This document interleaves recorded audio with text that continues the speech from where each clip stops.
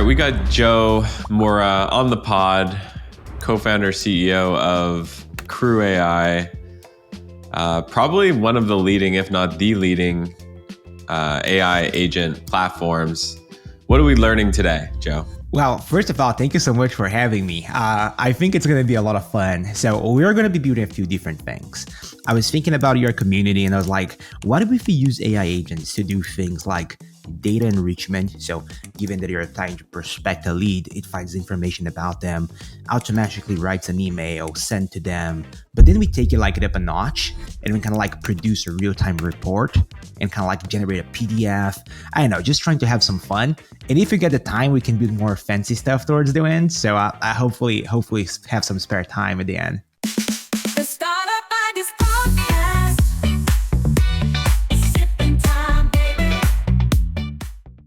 And okay, that sounds good. And I think, could you explain by the end of this episode, what are the tangible skills people are going to get? Yes. So by the end of this, you all should be able to build crews, fully understand what AI agents are, how to orchestrate them using CrewAI, and even deploy them into a production environment if you want to use or a free tier on the enterprise, and you're going to be able to do it there as well. So you'll be able to go now from this and start building AI agents for yourself and automate processes. And to be clear, I'm not sponsored by Joe at all. Like, my incentive is to get you people to build agents and make them work for you, because I know a lot of you are solo entrepreneurs, solopreneurs, have a couple of employees, or even you have a business that has employees, but you're looking to have a army of agents do more work for you. That's why I brought Joe in. So without further ado, maybe let's share our screen and get to work. I love that. And it's good that you point that out, because honestly, with Crew itself, being like a startup, now we have a bigger team, like there are more people to help out on so many fronts. But from the get-go, being able to use AI agents to scale an AI agent company was kind of like an interesting kind of like Inception-like experience. So I definitely can appreciate from folks out there trying to kind of like build businesses, how the idea of having AI agents automating certain processes can be quite amazing, actually. All right. All right, let me share my screen. Let's get things going. There we go. All right. So I thought about we start with a simple use case and then we grow up into more complex ones. So let's dry it out on what we're going to be trying to do. This one, I think, is going to be an interesting one. So in the past, especially when you're thinking about use cases, like about companies in general, then start, there's two things that you really want to nail once that you have a product or you're building a product. You want to make sure that you do good marketing and you do good sales, right? Because that's not only like revenue, but also an opportunity for you to learn. So you can learn what works, what doesn't work, like what tracks with your product and what doesn't. So I thought, why don't we do something that is able to do lead enrichment? So let's say you get a lead, you want to learn more about this person and this company. And there's a few questions that you're trying to answer here. One's like, is this my ICP, my ideal customer profile? Also, is this company a good match? And like, should I actually spend some time pursuing, interviewing, and trying to understand more about them? But then that information alone, like, you can do only so much with it.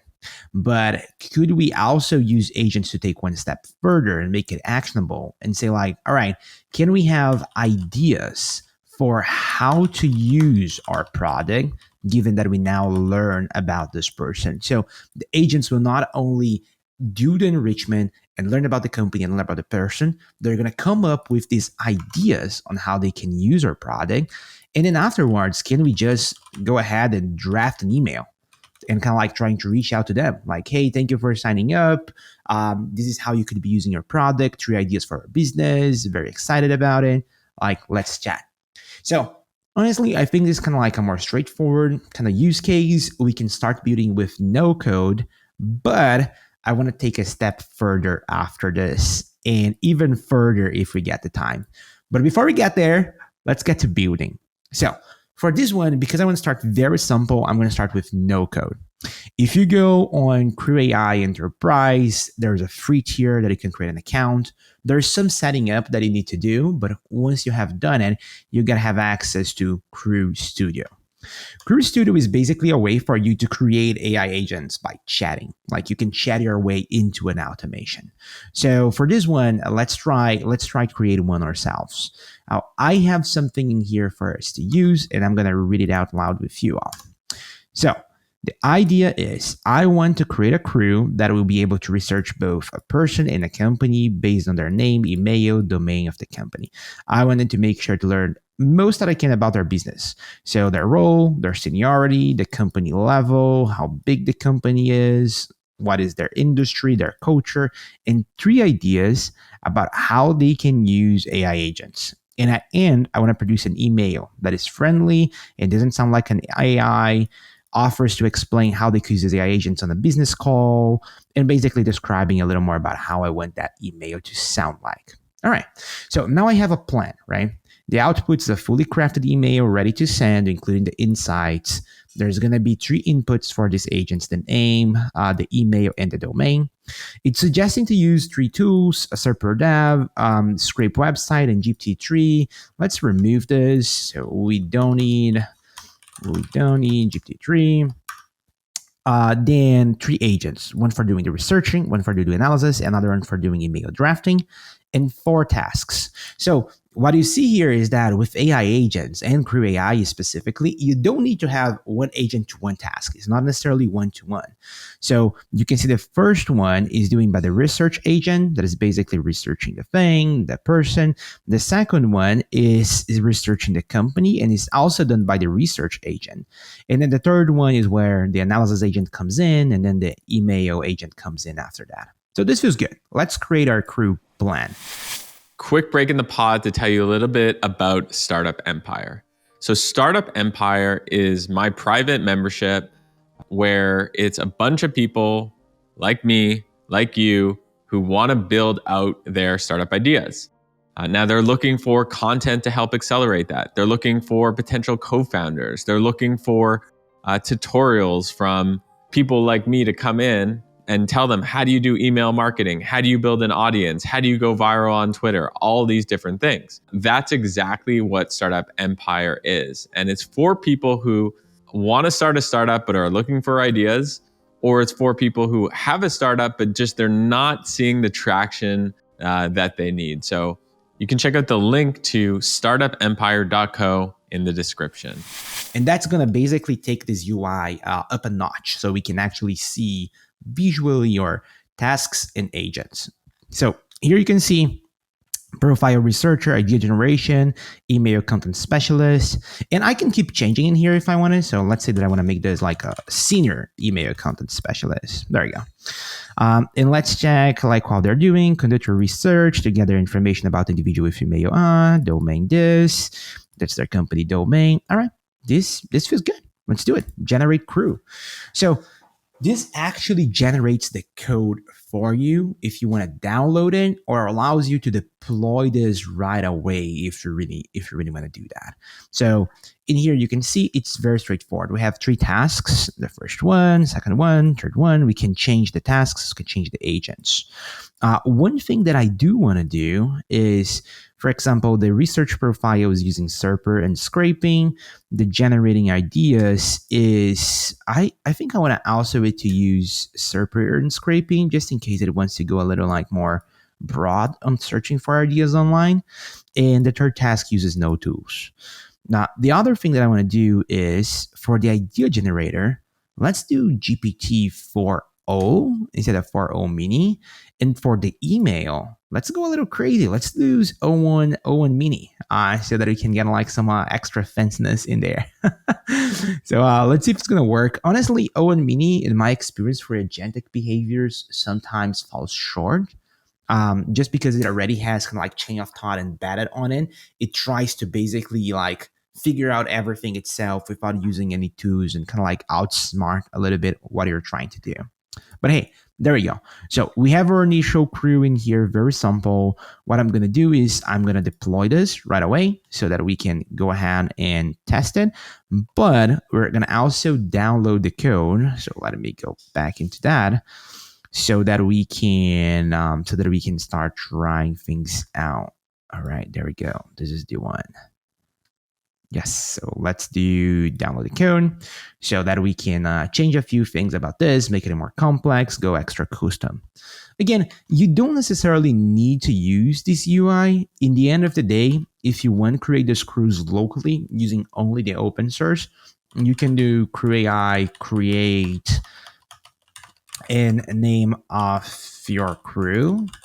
And that will basically ask you a few questions around like, all right, what is the provider? Oh, sorry, create crew. There you go.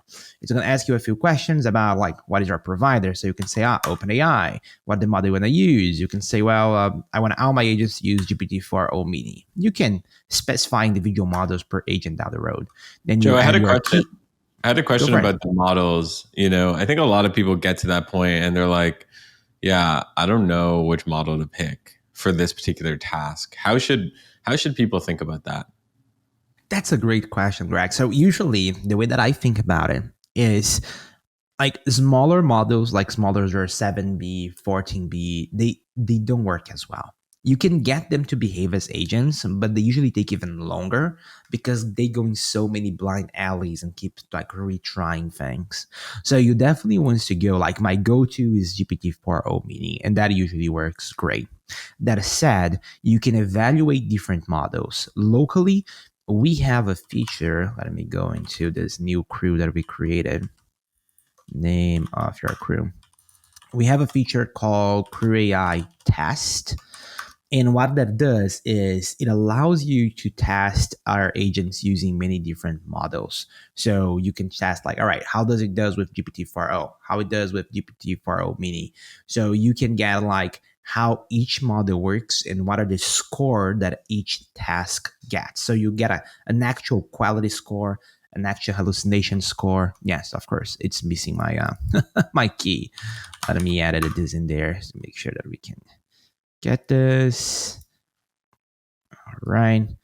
I'm gonna just come in here. I get this envar. I have a key that I created just for us today. And let me copy it. There we go. OpenAI API key. And I'm gonna put ours in here. All right. So what you can do in the open source is you can run this command, the CrewAI test, and what it does is basically run your agents, but it's going to try to calculate the task. Let me do just one iteration, by the way. I think maybe my key is wrong. All right, let me get another key. 1 second. Classic. Yeah. All right, there we go. As you're putting that in, I have a question around one of the things that I noticed you changed was adding, I think it was like a senior writing correspondent or whatever. You added the word senior. How important is, like, does that actually affect the outputs of your crew if you write senior? To some extent, yes. I mean, not necessarily senior alone, right? But because these agents, they're kind of like impersonating roles, you do get different behaviors depending on how you give them like a different role. So you can actually replicate this on ChatGPT. Like if you ask ChatGPT to like give you an assessment on a stock, it's gonna give you kind of like a report. But if you say behave as an FCC, kind of like a proven, kind of like a stock analyst, it's going to give you a completely different answer, even though all the remaining of the prompt is still the same. So it's one way that you can steer the model to behave in a certain way if you really want to go there. So here you can see like I just run it just for one execution, just one model, but you can see what would be your task scores, your crew overall score, your execution time. So you can actually compare many models in this, and you can run this like many different times and see what happens. And if you want to take this up a notch on the enterprise side of things, that again, there is a free tier, so you can try it out.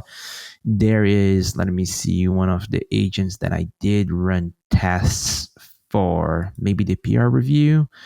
There is a way where you can compare. Yeah, there you go. You can compare many models. So you can see here GPT-4o Mini and Anthropic, individual tasks score, overall crew score, and execution time. So you can see that overall Sonnet was better on a lot of this, but it took way, way longer. So probably don't want to go there, but I might replace a task or two to use Sonnet if I think this is useful. So yeah, again, you can create all your agents with the CLI if you really want to go there, and you can run all those things locally. I just use the UI in case for the folks that are less tech savvy and they want to start with something simple. Totally. And, in terms of output, I would imagine they're the same, right? Using the interface or the CLI.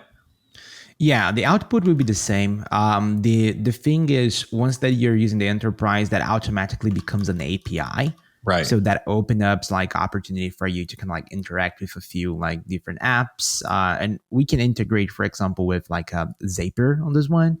And I think this could be like an interesting one. But it's essentially the same thing. So for example, I downloaded I downloaded the crew that we just created on the UI. And if you open it up, you can actually get all your agents in here. So you see like the profile researcher is in there. You can see our senior one in there that you mentioned, the senior email content specialist right in there. You can see that they're using O1 Mini and GPT-4o and 4o Mini. So all the code's in here. The code generator is also in here. So you can kind of like inspect and take it like up a notch if you really want to. Well, all right. So while this is deploying, it is to be good.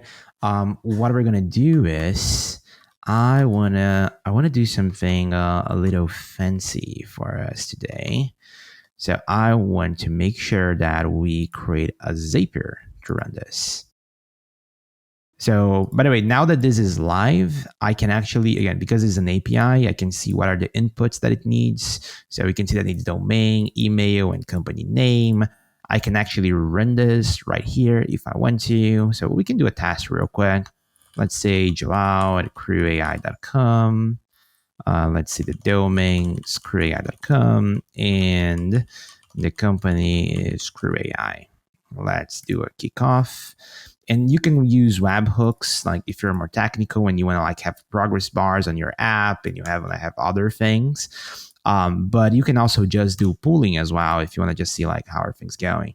Oh, this one failed. Great. So we're gonna debug live. That's gonna be fun. But the other thing that you can also do if you don't want to use the UI like the API, you have a UI that you can use in here where you can basically create a card for your agents. And again, it's going to use the same inputs and they're going to pick it up and they're going to work like directly from here. Or if you want to, you can also export a UI. You can export a React component right from here. And that usually, that said, let's debug. Let's see what went wrong with our crew. We actually have it in here. So we should be able to do CrewAI install to install the dependencies and CrewAI run to see what issues did we get. CrewAI run. And whatever broke it in there should break it in here as well.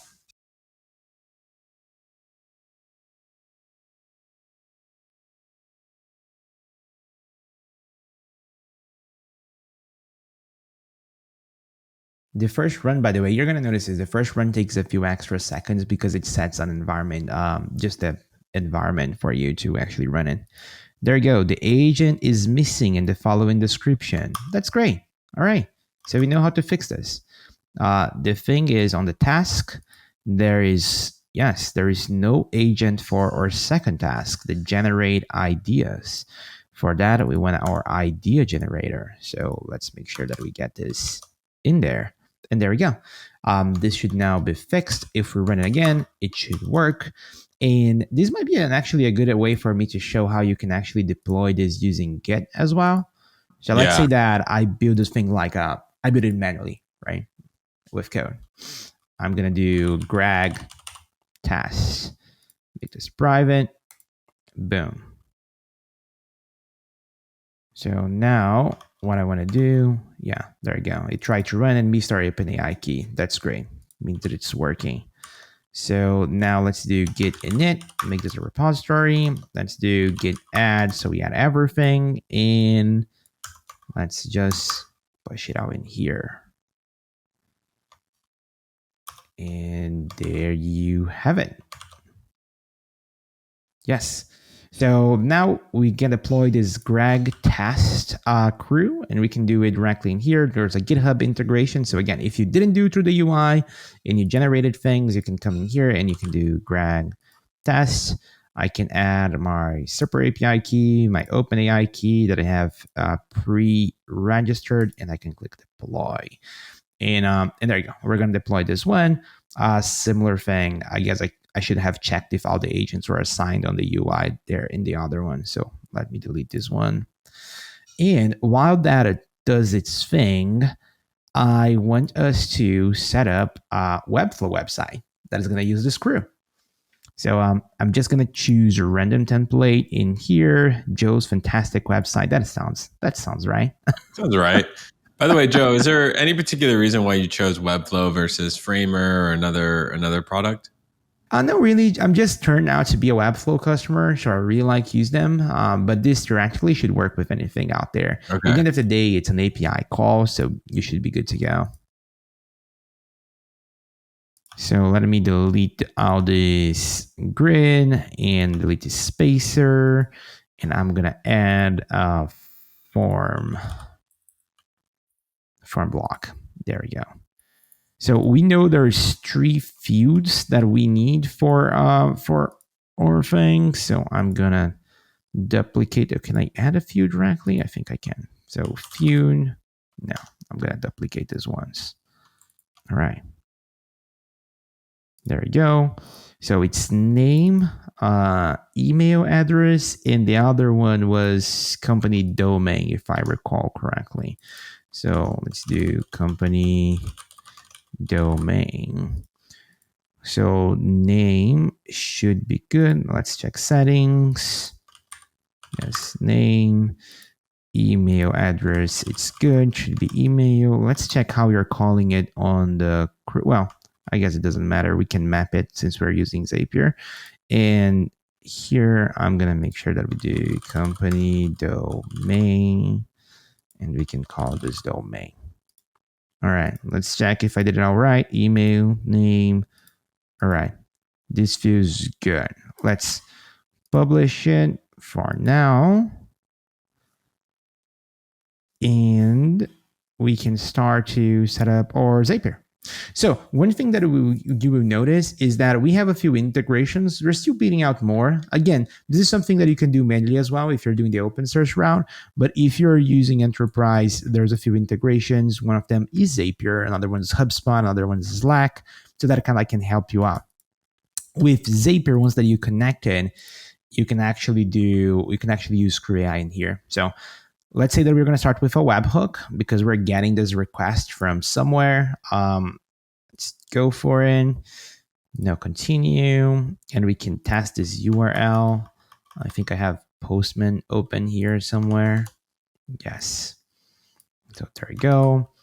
And it's domain, email, and name. So let's add name in here. Oh. And let's do João Moura. There you go. Send it. Boom. Request successful. That's trigger. We got a request. All the data is in there. There you go. And now we can open CrewAI, and we can actually choose to kick off a crew. And our crew should show up in here, assuming the deploy is done. It is Greg test. There you go. I think deploy is still, it's still happening. There you go, provisioning. Once that we deploy it, we're going to see it load up exactly the same fields that we want in here. So we're going to see the name, the domain, and the email show up in here so that we can map from what we're getting from this webhook. And after this, I'm going to use resend. Again, no specific reason. Just turned out to be a recent customer. I really like Zeno Rocha. I think he's doing an amazing job in there. And we can send an email. And we're going to use the same email that we are getting from our hook. And that's not the two. Yeah, that's two from, let's say, no reply. Reply at CrewAI.com. Subject, we can say, hey there, let's chat. By the way, for people who don't know, resend is a way to send transactional emails. So meaning, a transaction happens, an email gets sent, and they've also got like a really beautiful analytics platform. So it is beautiful. Again, I'm not like associated with Resend or Crew or anything. It's a cool product, and they're doing cool things. Yeah, I agree. It's funny when you think about email. Like, it's not kind of like your go-to kind of like startup if you're trying to think about starting a business. It feels like such a consolidated market. But I guess there you go. There they have it. All right. Quick ad break. Let me tell you about a business I invested in. It's called boringmarketing.com. So a few years ago, I met this group of people that were some of the best SEO experts in the world. They were behind getting some of the biggest companies found on Google.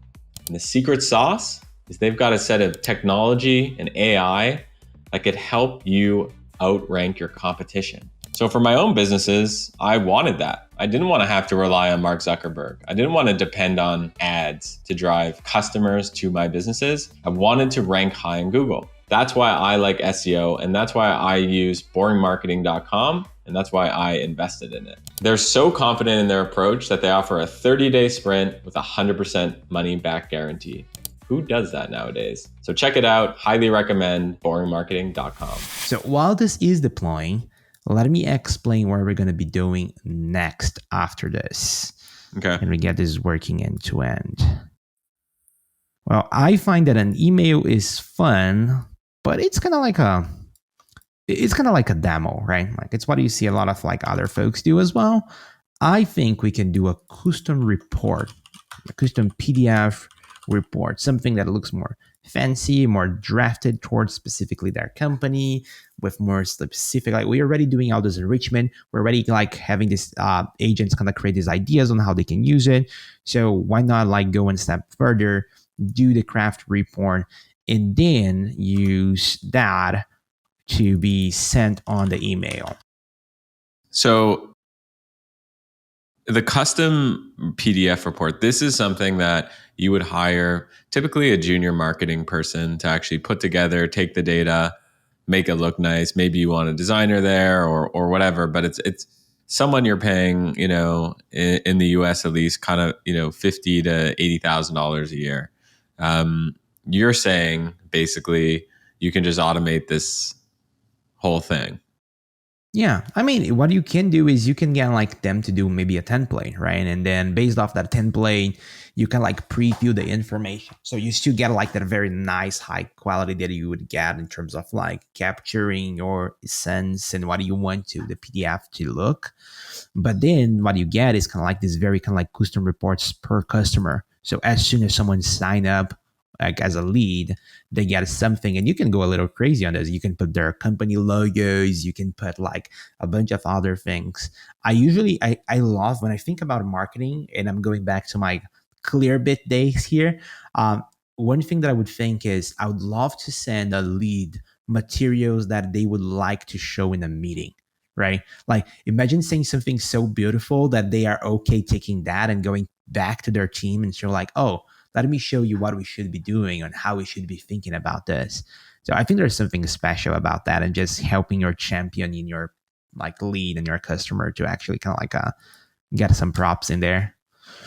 So for this custom PDF report, we're going to need a template. So let's figure out how we can get a template going. Easiest way for me to generate templates now is using ChatGPT. I love it. So why don't we go to ChatGPT real quick? And I have a prompt in here. Write me a custom HTML that is pretty, that I can export to make a beautiful report. There's a bunch of typos in there, but it should still work just fine. So while ChatGPT is writing it, our deployment is done. So we can go back into our Zapier and let's go back into configure. There we go. Refresh results. I want to get Greg test and refresh in here. Make sure that we get, there we go. So we can now use our company. It's not a company name. So we can use domain here. I guess I missed the point on that one. Email and domain again. There you go. That should be okay. All right. This is good to go. Test tab is going to try to kick off this crew in CrewAI, make sure that it works. There you go. And you get a kickoff ID in here. You don't need to worry about that. Like the integration is going to figure itself out. So it should just work. And then as the HTML, we basically want the crew result into this one. And we can test the step, make sure it's all fine. CrewAI.com. Oh, I think there is a typo in here. Yes, .com. There we go. Continue. Test step. And there we go. So we can publish this one. Because we just triggered this, you can actually get to see the execution in here. We just run this 34 seconds ago. We can go into the execution. We can see what the email looks like. Hey, João, I hope this finds you well. I have been following CrewAI impressive journey, truly inspired about the innovation solutions. Here are a few AI agent ideas tailored for CrewAI. Driven workflows to remote teams, automated compliance, dynamic customer engagement. I would use those ideas. I think that fits into my alley. Right, totally. So then again, we could optimize the prompt to make sure that no subject is included, that doesn't have like this interpolation, your name. Like we can work around all that. But let's call this a win for now. Let's good to go. There's a few extra metrics that we can talk about eventually, but I think this should be good. All right. So now we have our Zapier, we have our URL. Let's copy this one. We can go into our Webflow. We can go into our form and we can add this. I'm going to add this both as action and redirect just in case and publish. And meanwhile, I'm going to check my email, just get it ready. There we go. I got an email. And I want to make sure that we now get the email end to end on this one. All right. So we publish it. Let's test it. Boom. By the way, I think I lost reverse side. There we go. Reverse side is back. So this is our landing page. Amazing landing page. Future is now. Give our email in here. So in here, we're going to say João Moura, email, CrewAI.com, my domain, CrewAI.com as well. And I'm going to do submit. I guess expecting this to be an email. Let me fix that in Webflow real quick. This is not an email feed. So style maybe. Let's check this out. Settings, domain, email form. There we go. It's a plain. Publish it. There we go. Nice. All right. So now we can refresh this and we can do João Moura, João at CrewAI.com, and the company domain is CrewAI.com, and I can click submit. And there you go.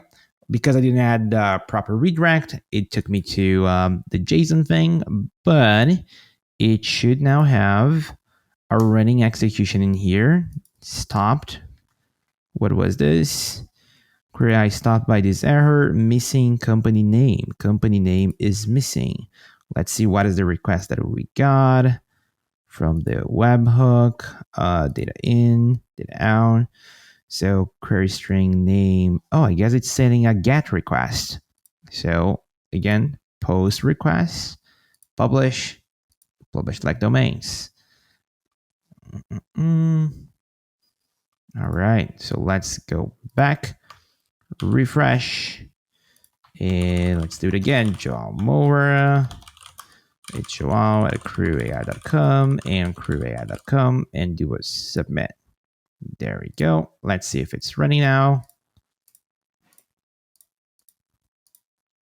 There we go. It's running. So while the crew runs and we get our email and everything's going, let's check our PDF template. There you go. We have a PDF template. I'm going to just copy this for now. Because we already downloaded our crew, I'm going to do some of the work in here. So I'm going to create a folder here that I'm going to call template. And in here, I'm going to create a file that I'm going to call pdf.html. I'm going to paste our PDF in there. And let's see what that looks like, just to make sure that it's nothing crazy. So templates, PDF. Let me open this up and bring it to screen. All right. It's okay for us to start. Again, you can do like all sorts of crazy things. In the end, like because it's HTML and we're going to convert this in PDF, you can just make sure that it looks exactly how you want. You could have images across the whole thing, but that feels good enough. Now we want to make sure that the content of this is completely dynamic. So what we're going to do in here is I'm going to basically ask it to update, and I'm using cursor here. I really love it. I'm going to say replace the text content with variables we can interpolate using the var pattern. Boom. There we go. So now replacing title, intro. All right. This feels good. And now we have a bunch of information for us to interpolate in this PDF, right? But our crew is geared towards an email. So we need to change that slightly. First thing is with CrewAI, for now, our agents are working mainly with text in, text out, it's email, but this requires a more structured output. We're talking about title, sections. So we want to make sure that these agents are outputting a JSON or a Pydantic object, something that you can actually use programmatically. So Crew actually supports you to have like that Crew, like Pydantic output or JSON output. So let's ask it to create a Pydantic object, actually model that will hold out the data necessary to interpolate on the PDF file. There you go. By the way, Greg, do you use Cursor or you are a windsurf guy? Well, I'm actually more of a Bolt guy than anything. Ooh, yeah. I love it. Bolt's amazing. Yeah, I went to CS school, dropped out, but finished most of my classes. So I'm somewhat technical, but I'm like a bad technical person. And I found that Bolt has been more geared towards non-technical people. I hear you. Yes. Doesn't mean I don't like mess around with Windsurf or Cursor or whatever.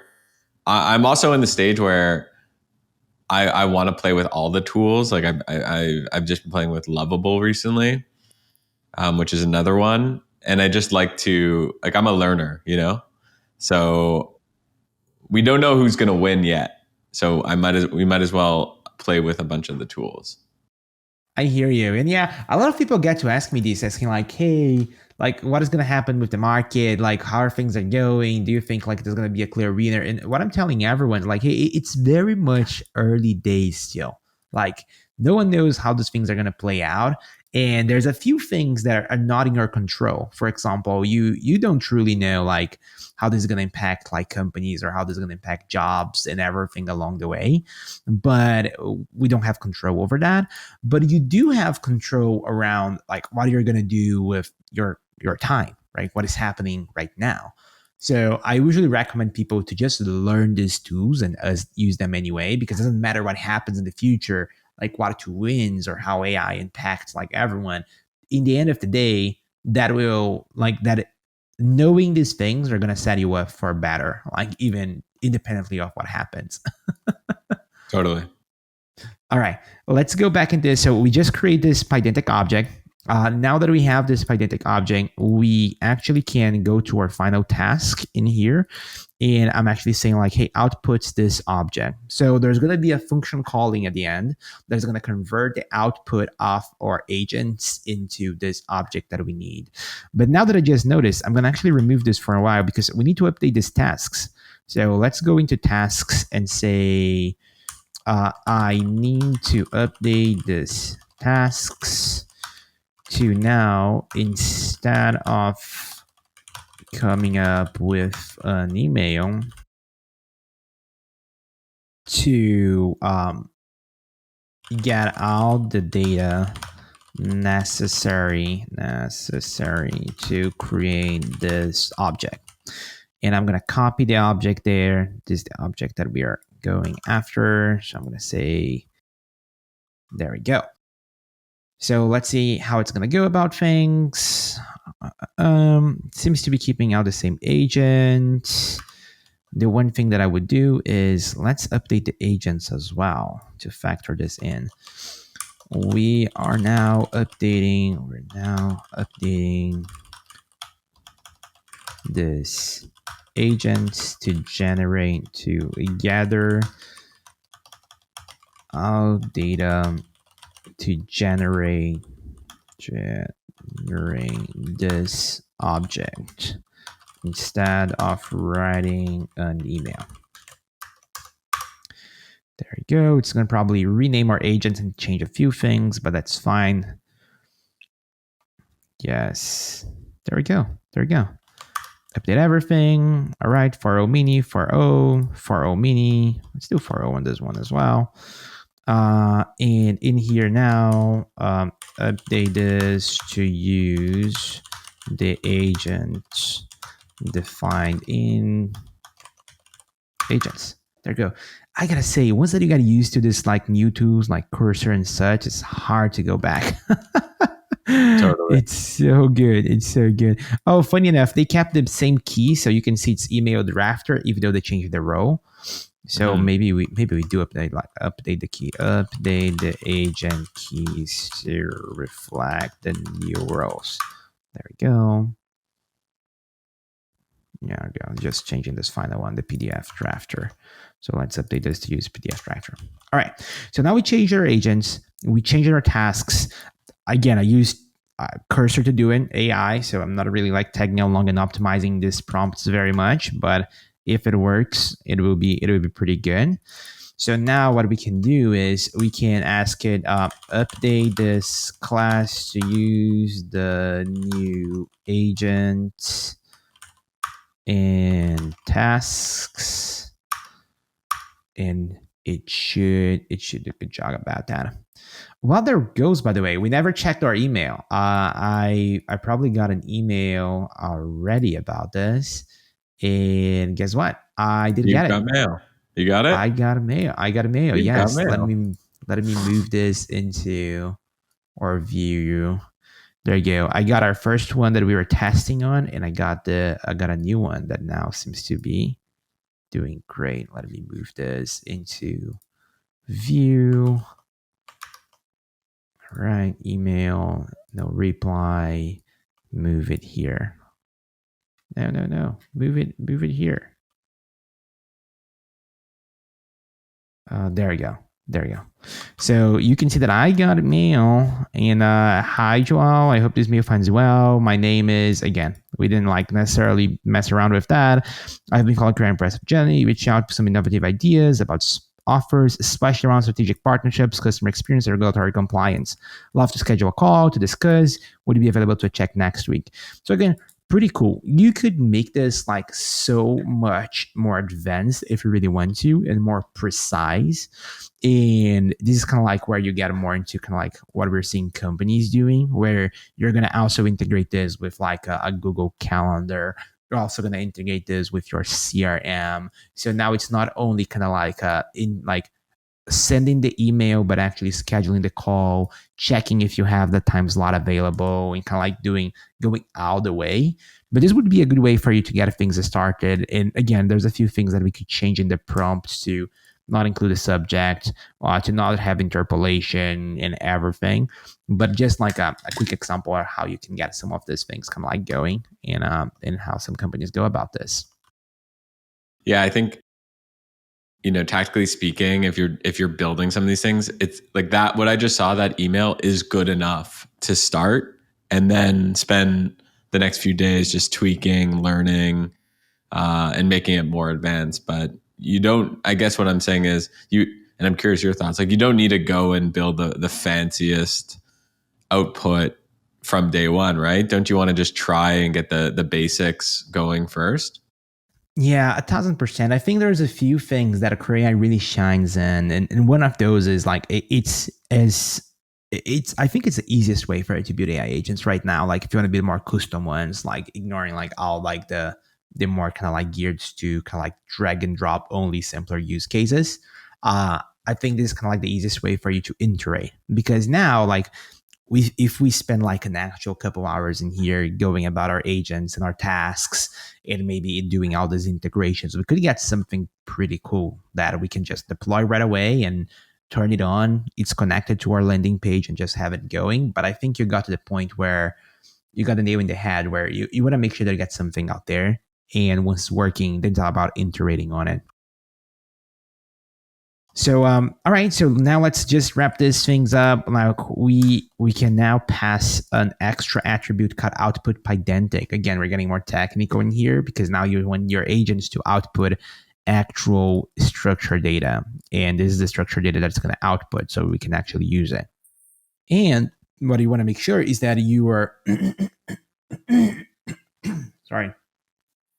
What you want to make sure is that you are updating this PDF to now include all this data that your agents are getting to you. So now we're getting to more precision. What we have done with Crew so far is basically very fuzzy, and there's a lot of agency. Like the agents are doing everything. But then again, as the use cases get more complex, you start to need more precision in more like repeatability and consistency on their use cases. So usually people start with before and after hooks. I'm going to show that in a second. But you can go into guardrails and all the way into flows. And flows are way more complex, way more fun as well to build. But they're way more complex, and you can get like some crazy use cases once that you get into kind of like the flow level. But that is pretty interesting.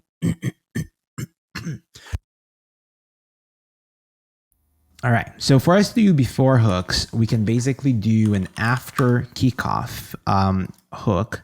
That means that something that is going to run after the crew.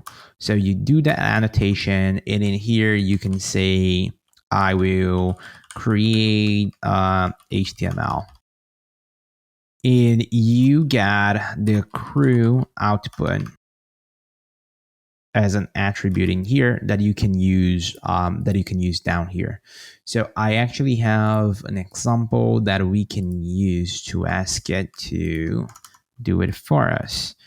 So let's say update this after kickoff function to interpolate the variables in PDF. Here is a high-level example. All right, this is an example of just, again, interpolating variables, loading the template, and then interpolating a bunch of variables. And it's exactly what it's doing right now, but very geared towards the exactly template that we have. And we can just make sure that we do the OS import. So there you go. It's loading the PDF and then interpolating all the variables. So basically interpolating with everything that we have. For the things that are arrays, it's making lists out of them. And then at the end, it needs to return an actual crew output object. And this crew output object needs to be, there we go. It needs to be, and let me import this crew object. I think it's from CrewAI. Is that it? No, I don't think that's it. And Boom. So that we import the right class. So now we're returning a crew output where we return the final template, now completely interpolated. So now there you have it. This crew is able to not only do the things that it was doing before, but it generates the custom PDF for us. So with these changes, we can actually just give an update to our project. So git comment, making it output a template, and git push origin main.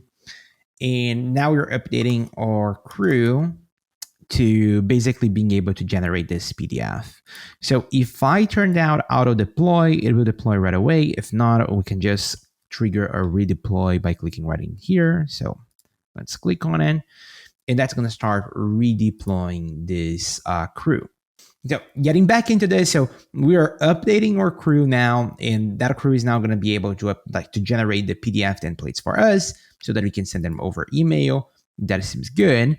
So while that is deploying, I think we can take a brief look at flows. Again, those are more technical, so some of you might say, "Hey, all right, maybe I don't want to go that far," but a lot of you might want to go that far. And the cool, interesting about flows is that that's where kind of like a lot of the more complex use cases really come to life.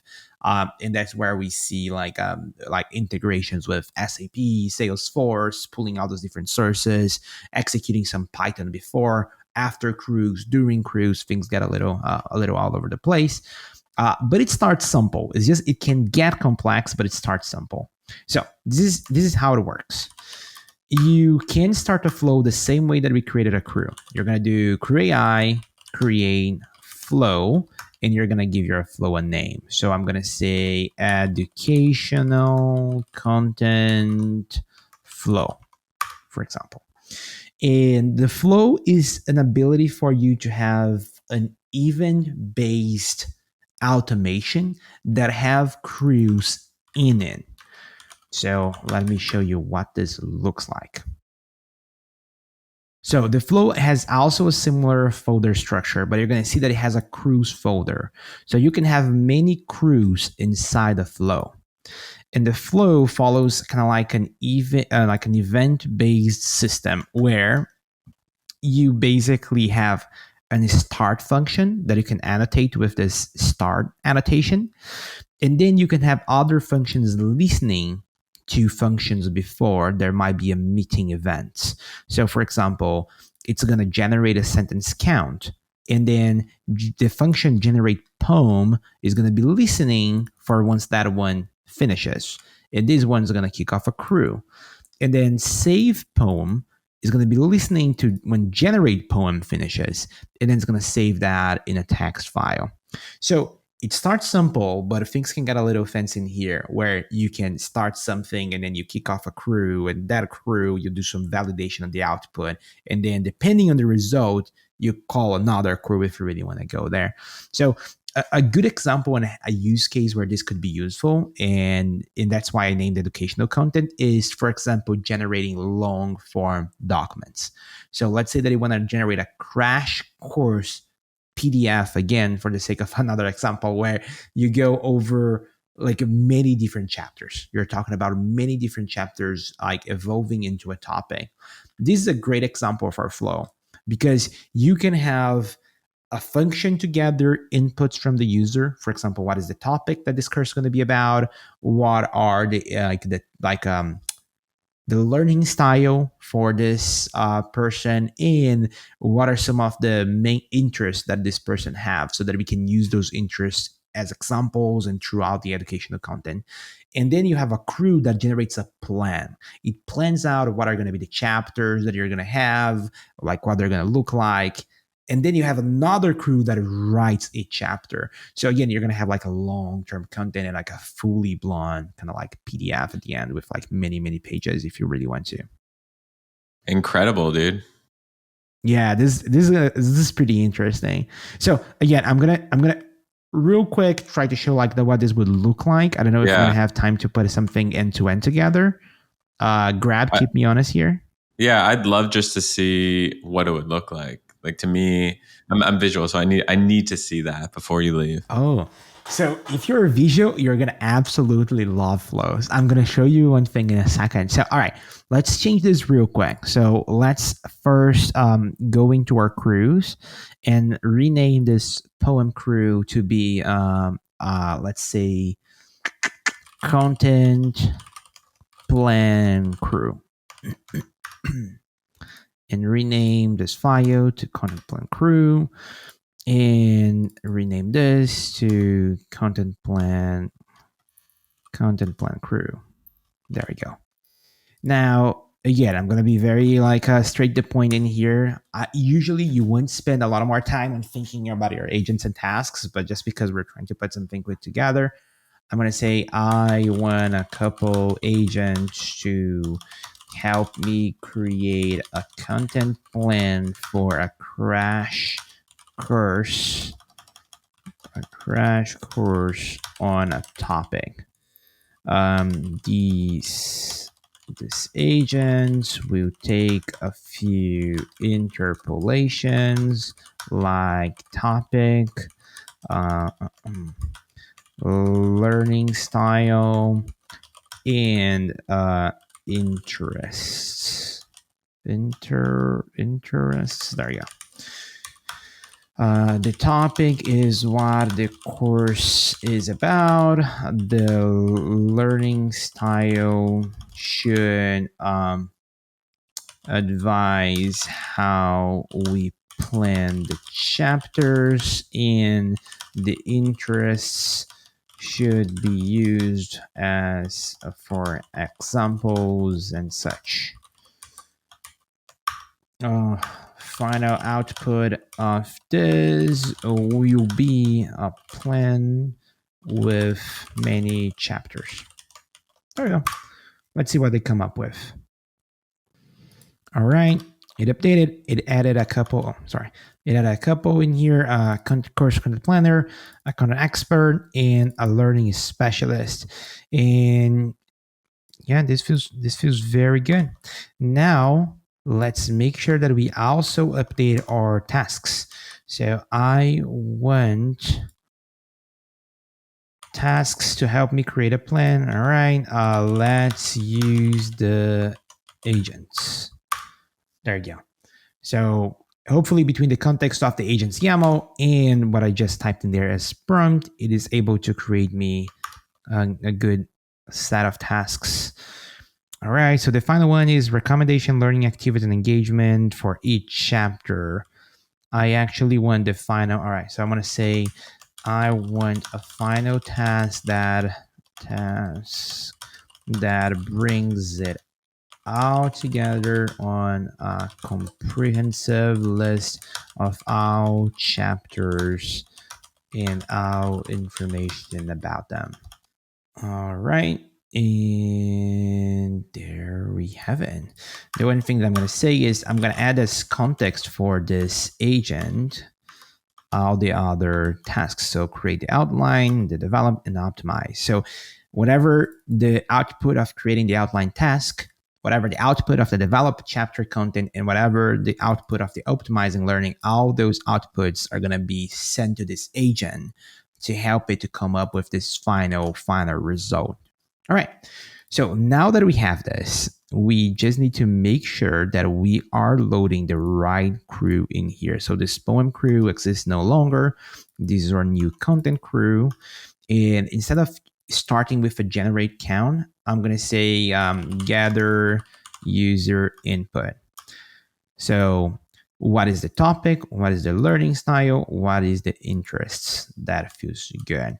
Now, after gather the input, I want to generate content plan. So this is going to be listening to that user input, and it's going to call our crew, and it's going to pass all the inputs that we just gathered. By the way, it's using this state. We want to probably update this to be another state. There we go. There we go. So now we're using everything that we want in there. So after the content plan is generated, this is where you can start getting things a little more fancy. We can select, all right, let's save content plan, and we can save this as JSON. By the way, let's do JSON, and in here we can say that we want to get the JSON output out from this. And in here, we want to make sure that we're updating this to use the content flow and the content flow. And we have a plan. The one thing that I will change though is because if you think about it, the plan is a structured object, right? We're thinking about, we have chapters, and these chapters will have kind of like descriptions. They're going to have titles. So what we can do is we can say, create a Pydantic model that uses the output. And I'm going to copy the final task in here. There we go. The output of this task to hold the structured data of a list of chapters. And there we go. So we know that every chapter is going to have a title, a description, learning, key concepts, all right, a bunch of things. And we're going to have a content plan at the end.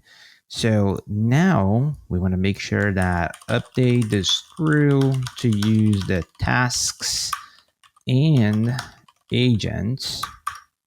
So it's going to update this to, there we go, use our new agents and our new tasks. And we want this final task to do an output JSON that is content plan. So we created a crew. Again, we did everything very fast in here. I told you, buckle up, things got a little complex. And we have our flow that we created in here. So the cool thing is we could like now have another function in here after we save the plan where we can say generate content. And this generate content could be listening. Here, let me do this. Could be listening to the same function, the generate content plan. So this is an interesting one. You can see that after you generate content, you do two things. You save the content, and because that can happen asynchronously, we can go ahead and generate the content directly. So we don't need to wait for the save to happen for us to generate the content. And this is where we could have another crew. And this crew will create each chapter in a loop, for example.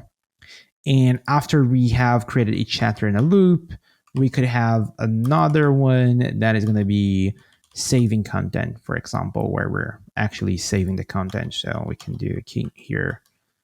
There you go. So, all right. So in here, you can see we gather the user results. That's where everything starts. Then after getting user results, we generate the content plan. Then after that, we do two things. We save it and we generate the content with another crew. And then we save that content somewhere.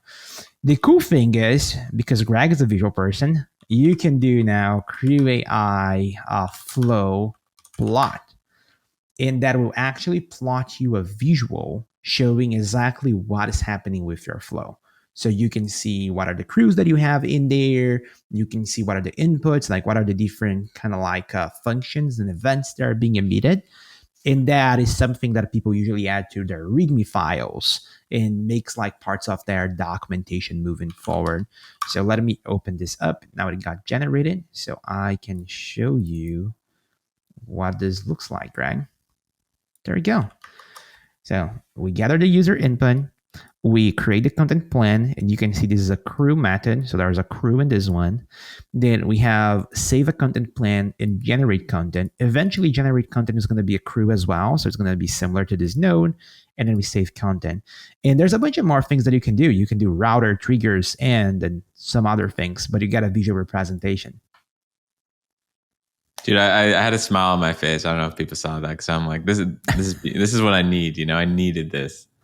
I'm gonna say it does help with like this more complex flows because like again, even if you crack it and you get the hang out of it, you're still working on a team sometimes that is building this. So the more visual that you can get for people to just like wrap their heads around what is happening, the better and the easier it is for you to kind of like build the more complex flows like this one. Cool. And then again, like if you want to execute that, is similar thing. You can do CrewAI flow kickoff, and I think we don't. Let me double check one thing. I don't think we have environment variables on this one. No, we don't. So let me get our environment variables on this one. All right. There we go. 1 second. Let me move this into screen. Yes. So now we can do CrewAI flow kickoff. And that will kick off our agents. Again, we're missing a crew in there, the crew that actually generates the content, but you get the hang out of it. We could like do that now and do that in a loop, but it's asking for input. So the topic will be nuclear fusion. I'm a very practical learner, and the interest of the target audience would be games and anime. There we go. And there you go. Our first crew is starting, trying to create a high-level course outline. So these first agents are going to do their thing. You can see chapters, introduction to nuclear fusion, the science behind it, stellar fusion process, fusion in technology, current challenges, the future. And now the subject matter experts are going to create an outline for each of those chapters, and things are going to keep going and going. But you get the hang on how this is going to turn out to be. Now, if we do add our second crew in here, what we can do is, because we pushed our plan into this, and we know that this plan is basically this content plan that has chapters, we can loop that into another crew. So content plan here is actually, content plan is actually not a string, but instead, there we go. And what we can do is, on this second place, we do content plan. We actually do there you go. For a chapter, into each one of those chapters, we can do content creator crew. And what we're passing here as inputs, we can pass those things individually if we want to, or we can pass the whole thing. If we pass the whole thing, it's going to be formatted weird, but it might be okay. So, Greg, how are we doing on time? Can I keep going? Well, yeah, we got it. We got to keep going a little. Yeah. All right. So let me just copy this and let me paste it in here. And now this is going to be the content creator crew. So now we have this other crew in here. Let's rename this as well. This is going to be content creator crew. In here, we don't need this anymore. And we can go to our agents. And we're going to say, all right, let's create new agents that are now responsible for creating a specific chapter. They should research the topic online, find interesting angles, and write the chapter using the interpolated context they will get with the following information. And then we can basically tell, like, this is what they're going to be getting. Information. And let's see how things are going to turn out. All right, this seems to look good. Let me approve this right away. Boom. So we have 3 agents: content researcher, a technical writer, an education content writer. This feels good. Now let's update it, or tasks. So let's update the tasks to actually write the content now for a given chapter, using the agents defined in agents. We can remove one of those, and I want to say they will have access to this. Let's make sure to interpolate a chapter variable. So tasks, let's make sure we interpolate chapter variable that will include all these information. Boom. There we go. So while it rewrites that, I want to make sure in here I see it's trying to do some facing things. Research. Let's not do any interpolations in this one. This should be good. Oh, the interest is good. If we can add interest in here, I think this could be interesting. So learning style and interest. All right.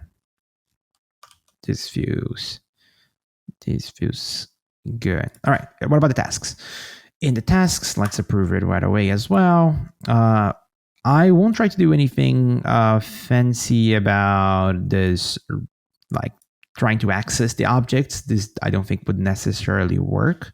So what I'm going to do instead is I'm going to basically say chapter information, and we can do just interpolated the whole chapter thing. Consider how content, and there we go. I found this way better. Engagement strategies. Boom. And then we can do the same thing for the other ones. So interpolate only chapter equal in the same way we do above. There we go.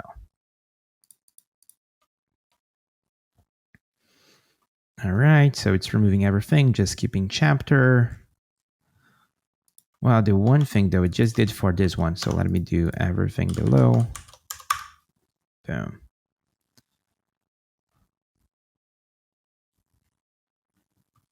All right. So chapter information is in here. Review chapter content. This is good. Optimizing for learning. Compile the final. All right, let's add chapter information. All right, this one got a little bit bigger. Like we have a few more tasks, but that should not be a problem. Now we want to make sure to update this class to use the agents and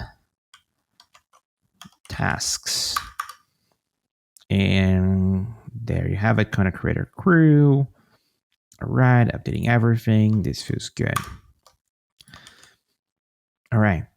Now, what we're going to do is, by the way, one thing that we don't mention is what format we want this. I would say make this a markdown file.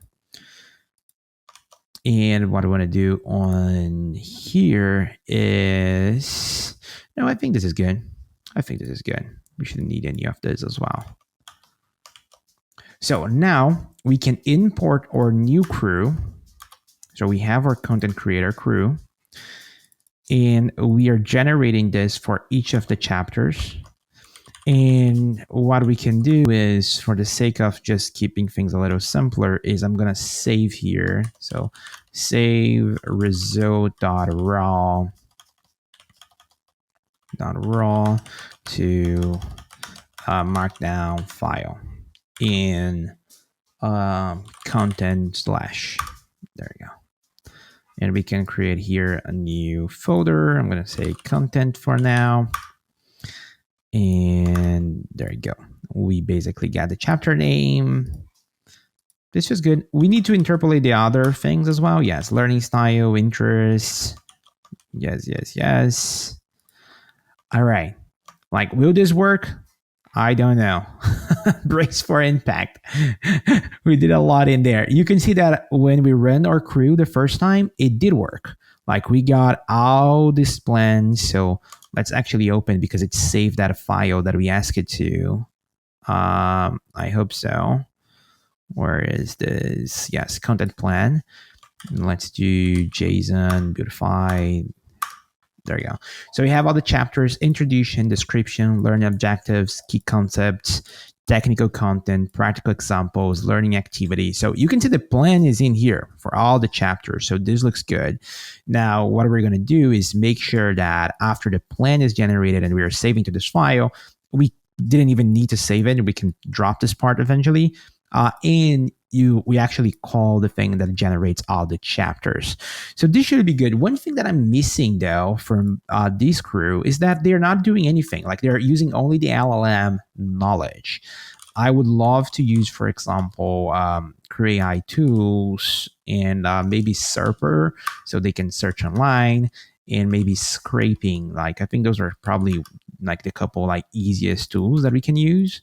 And then we can give these tools for some of these agents so they can find more relevant, up-to-date information. So maybe the content reviewer get them as well. And that should be okay for these. But for the ones that are planning, I think they're even more important. So the planner should actually use these tools, and the outliner should probably also have like these tools accessible to them. And there we go. Because I'm adding the Serper too, I do need to add an environment variable, but I think I have already done this before when I copied down my environment variable, so that should be good. All right, let's give it a try. Let's see what happens. Again, we're doing a lot of things live here, but I'm feeling optimistic. Are you feeling optimistic, Greg? I'm always feeling optimistic. You're a better human than I am. I will say, like, when, obviously when you're building these things, you want to kind of limit the amount of variables, right? But we do have a lot going on. But we do also have the CEO of CrewAI, so I'm feeling optimistic. I love that. All right, so when I learned about nuclear fusion again, learning style is practical games and animes and AI as well. Let's see if what turned up in there. All right, our first crew, we know it works, so let's do its thing. One thing that you can see now, it's using our tools, searching the internet, nuclear fusion course outline, educational examples, and there's a few contents in there from like K-12 to Institute of Physics, and now it's actually reading some of those websites. So it's going on and kind of like trying to get information, now searching for nuclear fusion curriculum development examples, and has an issue outline. So introduction, the science of fission, real world, fission popular culture, and debates and perspectives. This is good. You see, this is what happens when you give it like some extra tools. The ability to search now, like it can go like, all right, what about the debates? Like, is this good? Is this bad? I know a lot of people say like, we have a huge nuclear fission in the sky, the sun, maybe we should use that. So you don't know. And then subject matter now creates a description for each chapter, talking about the key concepts, the important, and look this up. Engaging activity. Explore the use of nuclear fission in popular anime series like Attack on Titans. So if there are any anime fans right there, like as myself, this is very interesting. I do like that. And for games, it's mentioning about Fallout and the consequences of nuclear warfare. So a very interesting one. So it keeps on going and going, generating all the chapters. This should be good. I think this is the final agent now that actually creates the plan. So if something is going to break, it's going to break now between finishing the screw and kicking off the next one, where it's going to it's basically the brand new piece that we put together. So cross fingers. I hope this is going to work. I'm gonna say this is fun. I don't get to do much coding nowadays just because of how the business are going. So it's fun to spend some time doing this now, especially live coding. It's live coding, yes. I mean, there we go. Of course, we had a problem. All the things were good, but then in the method to generate content, a string has no attribute chapters. All right, so let's debug this real quick, see if we can fix it. It's on this form right here. So if you look at this form, is trying to loop this variable here, and this variable is a JSON content. So even though it is JSON for now in here is a string, right? So what I can do now is I can do pydantic. So it's an actual object. On our planning crew, instead of saying outputting JSON, I'm going to say I want you to output pydantic for me. And I think we don't need to save this anymore into a JSON file. I mean, we can still save it, but maybe now we need to do the model dump JSON. But yeah, let's not not just do that for now. For the sake of running this faster, I'm going to remove our tools. Like we know that they work. So let's remove them. So it's basically more straightforward. This agent runs a little faster. And let's rerun them. And cross fingers. Let's see if this one's going to work now. Course is going to be, again, nuclear fusion. I'm a practical learner and anime, games, and AI. All right. So Crew now should be run faster. It's not going to spend so much time going over the smaller details. So cross fingers. Okay, now I'm really optimistic. It's always like that, right? I mean, for the folks that have played around with designs and everything, it's this is the point where you start to put _final _2 and you're wondering is 2 the final version? But I think this is going to be a good one. I'm feeling optimistic on this one as well. All right. The one thing that I'm remembering now is we did our PDF thing. I don't think we ever tested out. So maybe it's worth it for me to try to see if that PDF deploy worked, and we can check that out in a second as well, just to make sure that everything is working fine on the PDF generator side of things. I want to make sure that we don't drop the ball and leave people hanging on that one. Nah. All right. So while this runs, let me check that. All right. So our deployment is done. So we should be able to update our Zapier now. So let's edit our Zapier real quick. All right. So there is a catch hook that works still. We're still calling our same drag test. That feels okay. Let's make sure that this is working, that it didn't break in. So I can retest tab. All right, seems to be working. Okay, now remember that instead of sending the email, now we're getting an HTML at the end.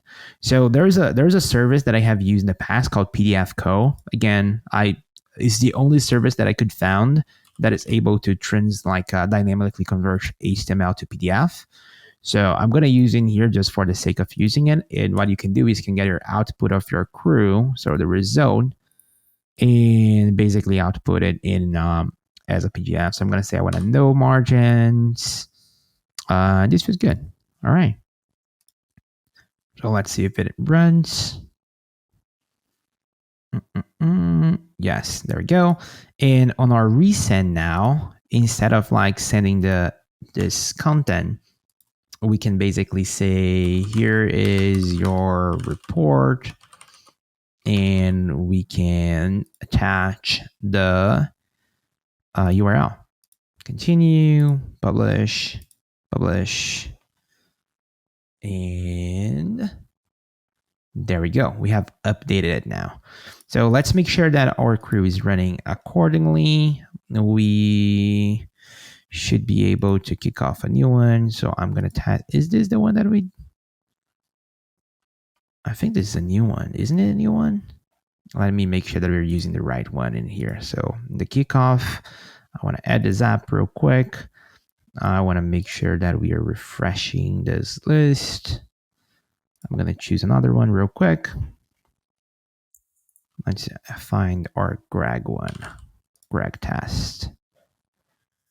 All right, domain, company name, continue. This is good. Continue. And well, we didn't change anything. All right, this is good. Let's try it out then. Domain is CrewAI.com. Company domain is CrewAI.com. I guess what happens is our cursor dynamic updates kind of remove the person's name from the interpolation. But that's okay. We just want to make sure this is running. All right, it is running. So this works. So this now should work all the way from the get-go. So let's do a request. Boom. Do we have a new run? Yes, we have a new run going on in here. Oh no, that's not it. There you go. This is it. All right, let's see how that goes. While that runs, we go back. Another error now is error in the generate content expert. So it's not finding an agent that is called content expert. I guess that's what we get from doing everything on everything using Cursor. So what happens is if you look at one of our tasks, it is looking for a content expert agent, but if you look at the agents, we don't have a content expert and agent. So we can do a content writer on this one. And the other thing is we want to make sure our agents in here exist on agents. And there we go. Just to make sure that, there you go. There was another problem in there, another one in here. There you go. Now it's better. And then in here, let's make sure we are using the right, we are defining the right tasks and agents. And then we can use the creator and the creator. And there we have it. So just to make sure, because now we have like 2 crews, I might have tagged the wrong files. I think that's what happened in there. Yeah, you see, I think that was exactly what I did. So we don't need this context in here for now. All right, let's run it again. We go back to our Zapier one. So our Zapier one, it seems there's a few that are stuck, maybe. Is that what's happening in here? It's calling, the crew is delayed. So maybe this crew is running. Let's double check that on CrewAI. Get status. Failed. Crew attribute has no attributes benefit list. Again, silly me thinking that Cursor is going to replace engineer so soon. It's going to take quite a while. So this is it. We're trying to look for a benefits list in, what is the error? Crew object has no benefits list. And that's because we are looking crew output directly. We want to do pydantic output, and we can do, there we go, pydantic. And then crew outputs, we replace everything with pydantic output and fix.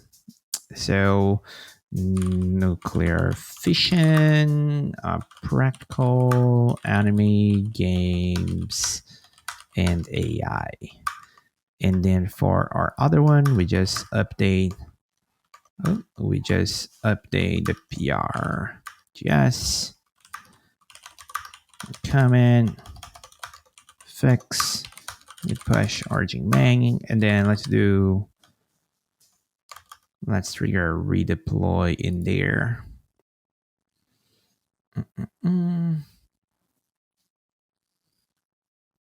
Redeploy. There we go. All right. So now we fix both, hopefully. Let's make sure that the thing runs and that we get the final result. I guess third time's a charm. Totally. Happens to the best of us, man. Yeah.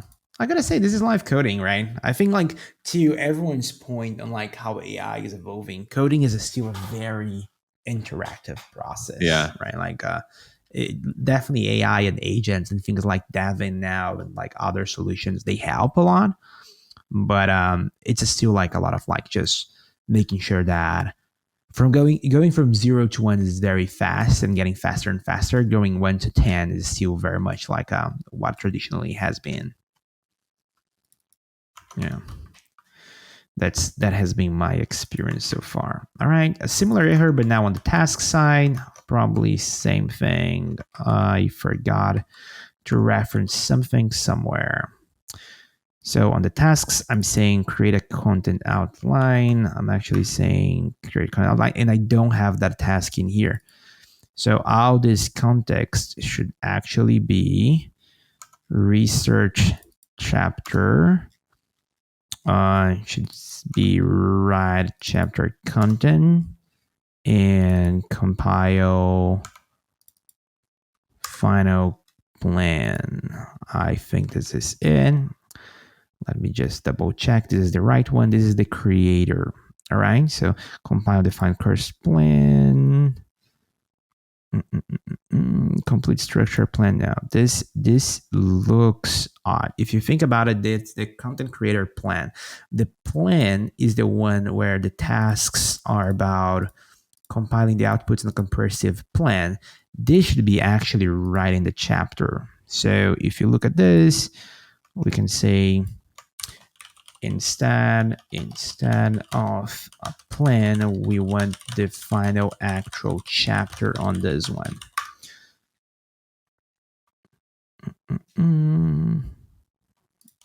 Right, a complete polish markdown. All right, this feels more. This feels right. In content reviewer, we have that agent. Yes, we do. Do we have those tasks? Yes. So we're using the research, we're using the writer, and we're using the review chapter content. All right, this feels good. And this is our task. So now let me make sure that we get our tasks from the content creator. I'll properly defined in here. All right, so research, writer chapter, review, and then optimize. This feels good. And then compile final course plan. We can keep that name for now, even though what's doing is actually writing the markdown. And the context in here, we don't need to pass it, given that we're already passing in the tasks. And let's kick it off again. I think that's it. Only one way to find out. Only one way to find out. All right. Topic. Do you have another topic, by the way, other than nuclear fission? Sure. What about SEO? SEO. What is your learning style? You know me, I'm visual. Visual. And any interests? I like games. I think, yeah. All right. Games. Yeah. There we go. All right. Let's see what it's going to be the plan for SEO for a visual person that like games. Yeah. Now I'm curious to see what the plan is going to be. All right. Introduction to SEO and its relevance in gaming. Oh, there you go.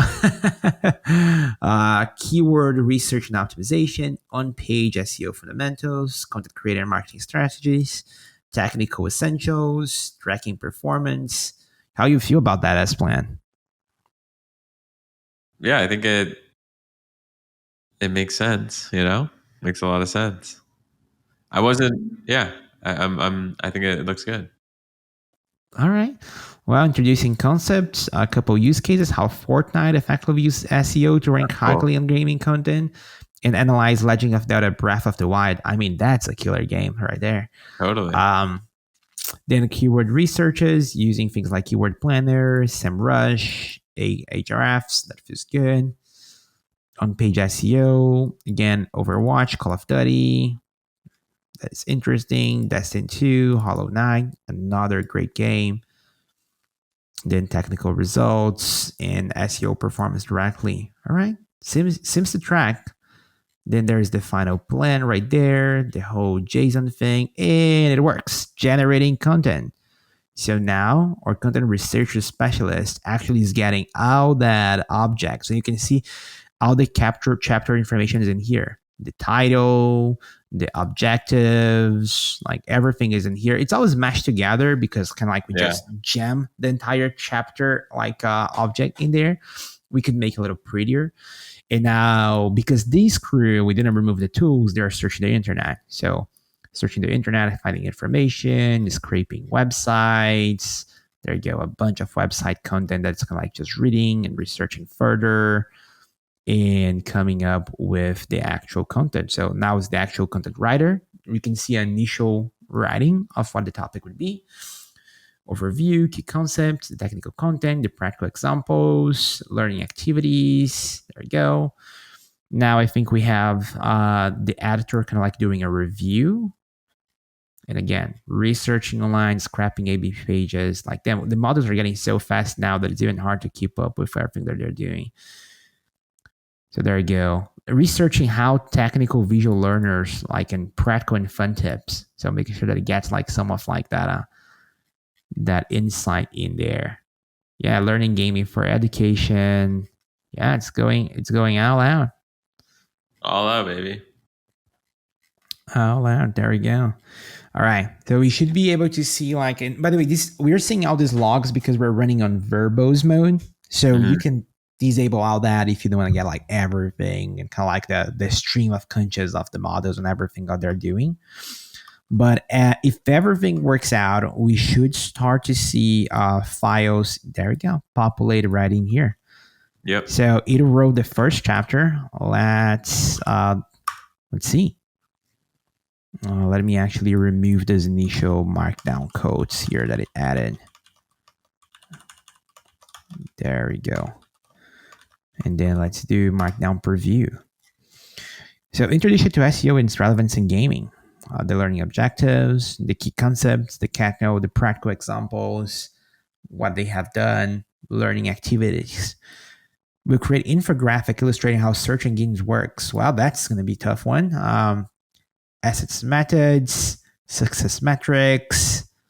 This feels good. All right.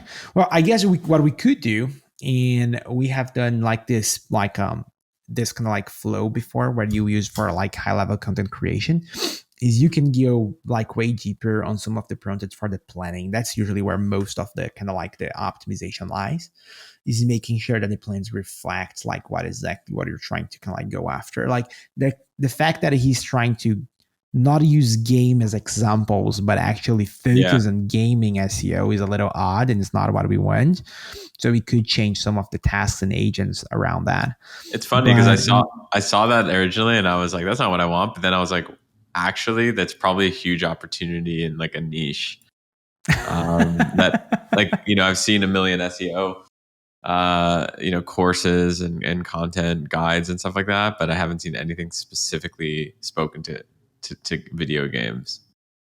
Yeah, I gotta say, definitely sounds like a niche, something that I think like people would really like do, and you can see a difference in there for like specific industries and how they are playing some of this.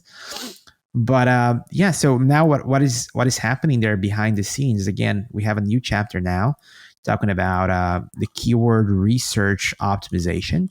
So we can double check what this one looks like. Where is preview? There we go. So keyword research and optimization in gaming. So introduction, learning the objectives, the key concepts, explaining what is the keyword planner, what is the SEMrush, and going over a few others about search volume, competition, relevance, and then examples of flow charts, activities, engagement strategies, success metrics. How does this track with you? Someone that actually does care a lot about like SEO. I mean, it's directionally right. Of course, it needs to be optimized. Yeah, it would have been insane, literally, if it didn't need to be optimized. But I think like this is a legit output. Yeah, I think honestly, a lot of like the optimization like what happens, especially on the fuzziness parts, like on the actual agents, is on these agents and tasks like YAML files. It's where kind of like you're gonna be like spending a lot of time like to make sure that you get the behavior that you want. Yeah. And then when you get precision is more on the Python files, is where you spend the time like adding checks, creating this Python object structures, where you can use guardrails, and where you can use kind of like before and after kickoffs, or where you can build flows. So this kind of like where we get like where you optimize for precision. But funny enough is a piece that we spend less time on just because we let AI write out our agents and tasks for us. But usually you can optimize a lot of this just by kind of like revamping some of it and get something very good. So another example of something that we have done in the past and that was pretty interesting is building a crew that monitors AWS for us. So AWS, where people host a lot of like their software, and we had it to actually produce like a markdown report at the end.